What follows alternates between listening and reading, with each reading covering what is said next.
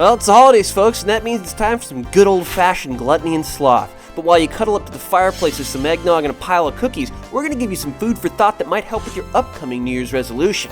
Time to lose that dorky sweater. The cold may just help kickstart your 2017 weight loss.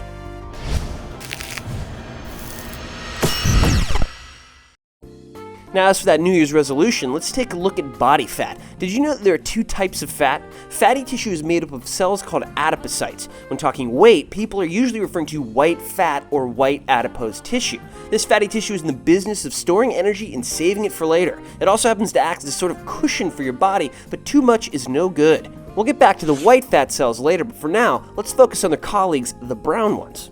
Brown fat is made up of adipose cells that are fundamentally different from white fat cells because they generate heat and burn calories when stimulated. That's right, folks, fat that burns calories. This is in part due to their abundance of mitochondria, which produce everybody's favorite molecule of energy, ATP. It just so happens that these mitochondria also pack a ton of iron, which is what gives brown fat its rusty color.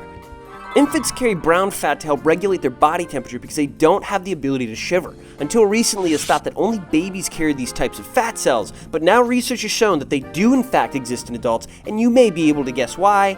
Exercise. When you work out, the contraction of your muscles produces a hormone called irisin. This molecule eventually travels from your bloodstream to fatty tissues where it works as biochemical magic. It can turn white fat cells into your prized brown ones. Original findings on irisin were based on studies in mice, and some researchers began questioning its prevalence in humans. But more recent research shows that irisin levels, while dormant in some adults, are in fact increased by exercise. Now, it has been known that non-shivering cold can stimulate the production of brown cells in the body on its own, but here's the kicker. Ditching that dorky sweater of yours can double down on the brown cell production by jump-starting your body with irisin. Shivers occur when your brain takes in the right information from your skin that its cold defenses are running low and it's time to start manually generating muscle heat. Just like when you exercise, shivers are rapid contractions of muscle, which stimulate irisin production.